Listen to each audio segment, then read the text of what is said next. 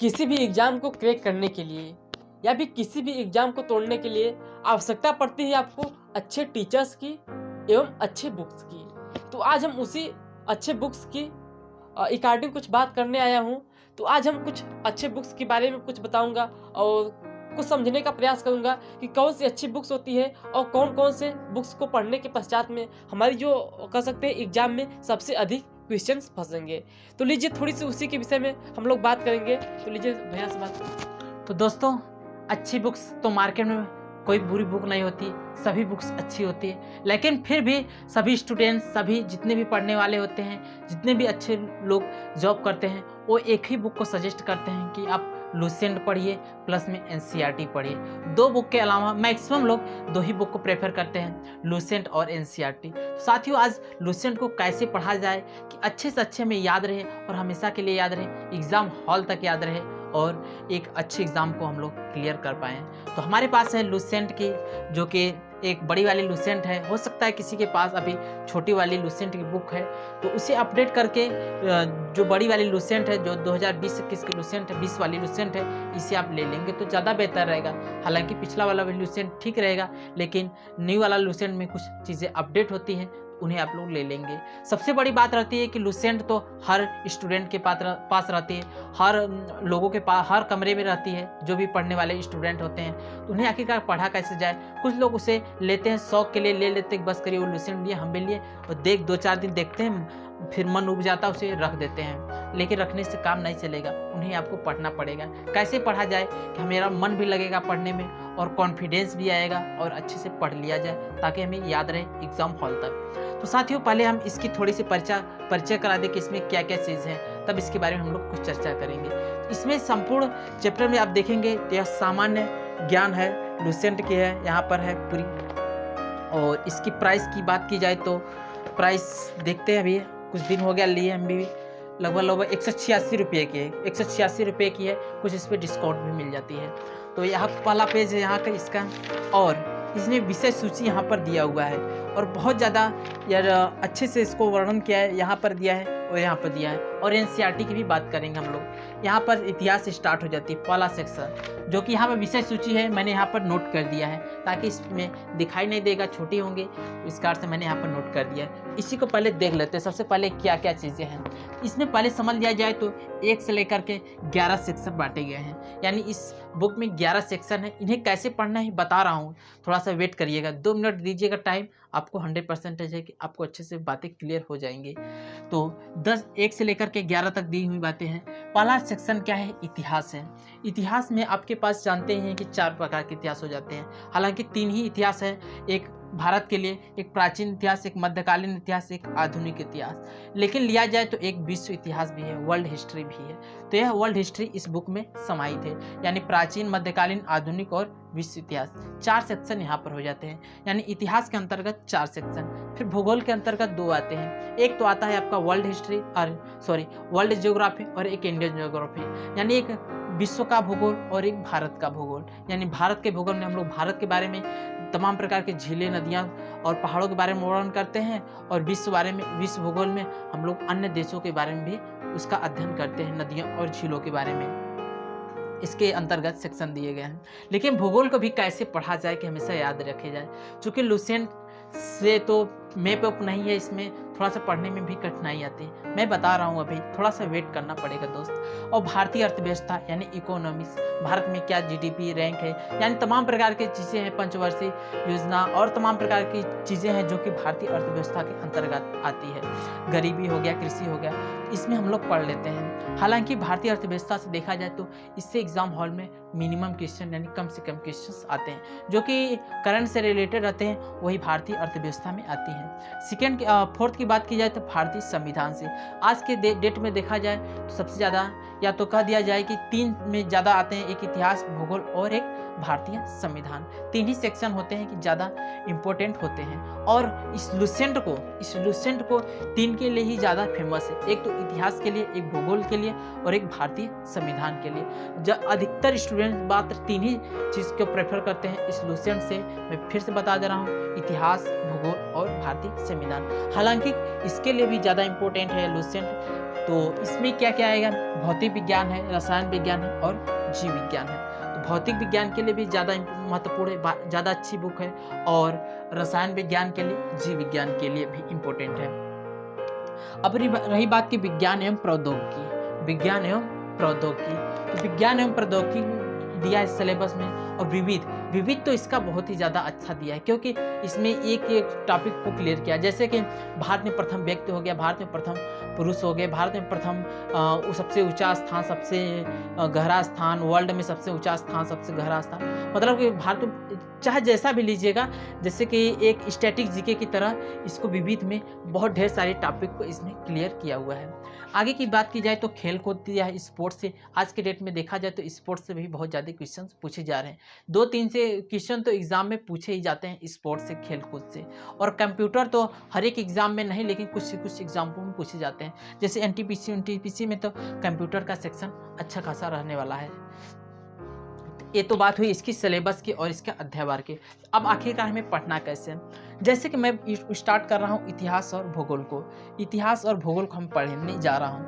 तो पढ़ने के लिए हमें सर्वप्रथम क्या करना पड़ेगा, इतिहास में सर्वप्रथम मान लेते हैं कि हम आधुनिक इतिहास पढ़ रहे हैं। इसमें ज़रूरी नहीं कि पहले प्राचीन पढ़िए, मध्यकालीन पढ़िए, आधुनिक पढ़िए। ये ज़्यादा एक दूसरे से इंटरलिंक नहीं होते हैं, लेकिन थोड़ा बहुत ज़रूर होते हैं। चूँकि मध्यकालीन और आधुनिक लगभग थोड़ा सा इंटरलिंक हो जाते हैं। जब यूरोपीय कंपनी का आगमन होता है उस समय थोड़ा सा एक दूसरे से जुड़ते हैं, लेकिन ज़्यादातर जुड़ते नहीं हैं। तो इसमें से आप कोई सेक्शन उठा लीजिएगा। उठाने के पश्चात में इसे एक बार अच्छे से उसे पढ़िएगा। जैसे मैंने इस लुसेंट को उठाया और जैसे मान लेते हैं कि हमें ये वैदिक सभ्यता चैप्टर पढ़ना है, प्राचीन इतिहास वैदिक चैप्टर पढ़ना है। इसे वैदिक चैप्टर कितना, यहाँ से लेकर यहाँ तक है और बस इतना ही है ना, इससे ज़्यादा तो नहीं है वैदिक। तो इतना पढ़ने में बहुत ज़्यादा टाइम नहीं लगे। मुश्किल से हम जानते हैं कि आधी घंटा या 45 मिनट लगेगा पढ़ने में। एक बार रीडिंग करिए, एक बार से काम नहीं चलेगा, 2 बार रीडिंग करिए। एक टॉपिक अच्छे से आपको समझ में आ जाएगा। उसमें से क्या सब चीज़ समझ में आ जाएंगे? नहीं, कुछ ऐसे चीज़ होंगी जो कि आप सभी तो लगभग उसमें से 60% तो आपको समझ में आ जाएगा, लेकिन कुछ 40% रहेंगे, 40% चीज़ें नहीं याद होंगी। तो नहीं याद होंगी तो उसे आप हाईलाइटर लीजिए। हाईलाइटर, हालांकि मार्कर है, हाईलाइटर लेकर उस पॉइंट को, बस पूरे अक्षर को नहीं, पूरे मतलब कि वाक्य को नहीं, उस पॉइंट को, उस शब्द को बस इंगित कर दीजिए। अच्छा है, लुसेंट खोलने पर तुरंत आपका ध्यान उस पर जाना चाहिए। तो अगले दिन क्या करिएगा, जो हाइलाइटर किए हैं उसी को पॉइंट को देखिए। अच्छा, उसमें भी आपको कुछ याद हो जाएगा, लेकिन कुछ आपको ऐसा लगेगा कि फिर भी हमें नहीं याद हो पाएगा। उसे आप क्या करिएगा, एक कॉपी लीजिए, एक पतली वाली कॉपी लीजिए, और उस कॉपी में जो पॉइंट नहीं याद होगा उसे फैक्ट के रूप में नोट कर लीजिए। फैक्ट के रूप में आप क्या कर लीजिएगा, नोट कर लीजिएगा। ये नहीं कि आप पूरे लुसेंट को ही चल दिए फैक्ट बना करके कॉपी में उतारने, तब तो एक लुसेंट आपकी कॉपी ही बन जाएगी। ऐसा कुछ भी नहीं करना है। जितना मिनिमम से मिनिमम होना है हाईलाइट करना है, और जितना मिनिमम से मिनिमम करना है हमें वो उस कॉपी में नोट करना है, ताकि कॉपी में रहेगा तो कम शब्द रहेंगे और उसे फास्ट हम लोग रिवीजन करने में भी आसानी रहेगी। तो ये बात रही इतिहास की। ऐसा चाहे जो भी हो सकता है, इतिहास भी हो सकता है, भूगोल भी हो सकता है, अर्थव्यवस्था हो सकता है, संविधान हो सकता है, चाहे जो भी सेक्शन हो वहाँ से आप कंप्लीट कर सकते हैं। यानी जो पॉइंट नहीं याद हो रहा उसे कॉपी में नोट कर लीजिए। हर पॉइंट को मत नोट करिएगा, नहीं तो एक लुसेंट आपकी कॉपी भी बन जाएगी। तो इसका लेने से का मतलब क्या ही रहेगा। अब इसी प्रकार से एक टॉपिक इसका क्लियर करिए। तो एक टॉपिक से अब ज़्यादा मत क्लियर करने लगिए कि अब इतिहास पढ़ने बैठे तो प्राचीन इतिहास में अब वैदिक, जैन धर्म, बौद्ध धर्म एक ही दिन, नहीं, सब खिचड़ी बन जाएगी। अब इस टॉपिक से हटिए। इस टॉपिक से हटने के पश्चात में भूगोल पर आइए। भूगोल में क्या करिएगा, विश्व भूगोल, चाहे भारत का भूगोल ले रहे हैं, मान लेते हैं कि विश्व का भूगोल ले लिए, तो विश्व के भूगोल में एक ही टॉपिक को देखिए।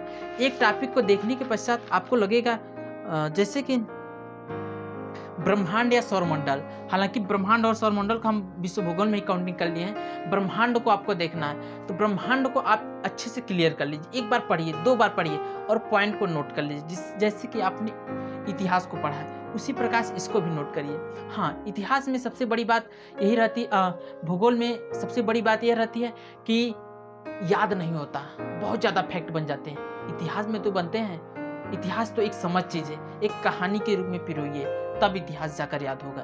फैक्ट टू फैक्ट रटेंगे तो ज़्यादा दिन टिकेंगे नहीं, एक किसी कहानी के रूप में पिरोइए, भले उस कहानी को फैक्ट के रूप में लेकर के अपनी भावनाओं के अंतर्गत समेटिए।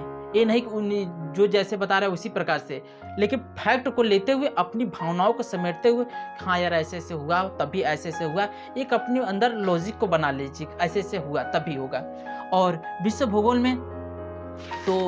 भूगोल में एक कमी है बुक की, विश्व भूगोल में मैप थोड़ा सा नहीं है, तो मैप के लिए आप फिजिकल मैप ले सकते हैं, फिजिकल मैप लेंगे तभी याद हो पाएगा विश्व भूगोल या चाहे भारत का भूगोल, क्योंकि भूगोल कोई रटना नहीं है, उसे मैप में दिमाग में रखना पड़ता है, भूगोल रटने वाली चीज़ें नहीं है। यदि एटलस भी ले सकते हैं, हाँ एटलस हो गया या फिजिकल मैप लीजिए, ज़्यादा बेहतर रहेगा, मार्केट में मिल जाएगी, फिजिकल मैप ले लीजिएगा, 2-3 मैप ले लीजिएगा, उसे अच्छे से देखते रहिएगा। तो भूगोल में मैं यही प्रेफर करूँगा कि आप मैप लीजिए और इससे फैक्ट लीजिए, यहाँ पर फैक्ट दीजिए, जैसे कि जो भी फैक्ट है इस फैक्ट को पढ़िए।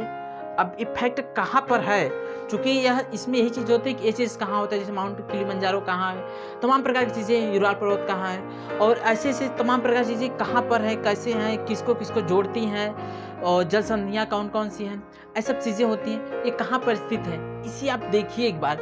देखने के पश्चात में एक बार मन को शांति बनाइएगा, थोड़ा सा मैप को अपने दिमाग में बैठाइएगा, बैठाने के पश्चात में जो जो चीज़ रहती है उसे वहाँ पर अपने मन में सोचिए। एक बार तो देख लिए हैं मैप को, फिर मन में सोचिए अच्छा ये चीज़ यहाँ था, ये चीज़ यहाँ, थोड़ा सा आंखें बंद करके, ताकि आंखें बंद करने पर थोड़ा सा ध्यान में आ जाता है चीज़ें ऐसे ऐसे होता है चीज़। तो एक बार दिमाग में यदि मैप को बैठा लेंगे तो विश्व भूगोल तो आपकी जुबान पर हो जाएगा, क्योंकि विश्व भूगोल रटा नहीं जा सकता, मैं बार बार बोल रहा हूँ। यदि फैक्ट को रटने चलेंगे तो रट नहीं पाएंगे, तो इसका सहारा लेंगे तभी हो पाएगा, कहानी बन पाएगी आगे की।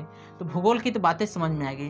भारतीय संविधान तो पढ़ सकते हैं अच्छे से। भारतीय संविधान थोड़ा सा, भारतीय संविधान को ऐसे पढ़ा जाए, भारतीय संविधान को ऐसे मत पढ़िए कि पेपर के लिए या तो हमें ये फैक्ट रट लें, ऐसे रट लें, वैसे रट लें, ऐसे मत पढ़िए, ऐसे नहीं याद होता है। क्योंकि एक प्रैक्टिकल लाइफ से, एक जो प्रयोगात्मक जीवन से यदि रिलेट करके पढ़ेंगे तो ज़्यादा बेहतर रहेगा।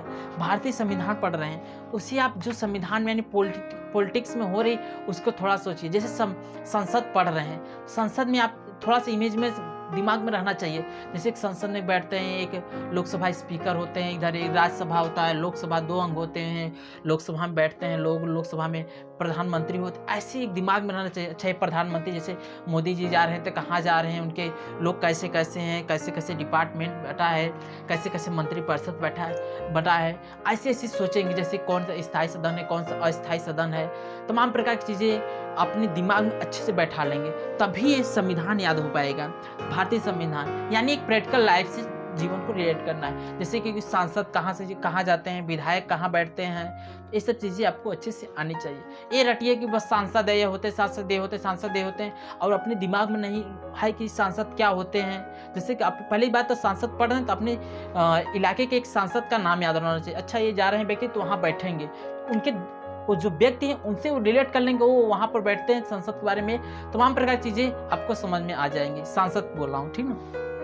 वैसे ही विधायक, तो आपको 3 चीज़ें अच्छे से क्लियर हुआ है। इसे कहानी के रूप में पिरोना है।